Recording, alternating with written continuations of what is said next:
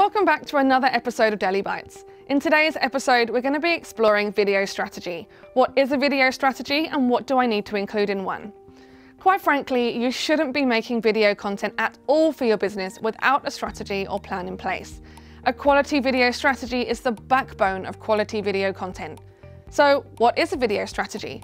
Well, whether you're just starting out or you've been making video for ages, you need a roadmap outlining what it's all for, where you're going, and how you're going to measure success. This is a video strategy.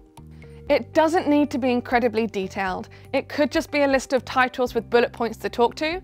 The important thing is that you've got an idea of how the content of your video is going to align with the goals and mission of your company. Now you know what one is, how do you go about putting together a video strategy? Well, here are my 5 non-negotiables when it comes to putting together a video strategy. Number 1 is a publishing schedule.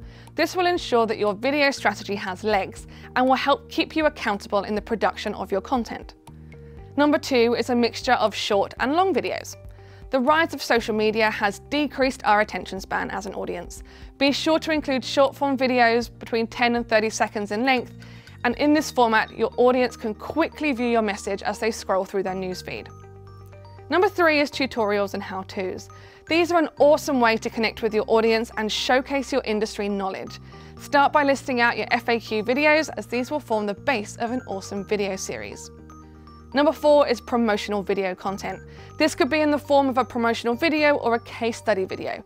Either way, you want to invest in a quality piece of video content to sit on your homepage, which tells your audience who you are, what you do, why you do it, and what that means for them.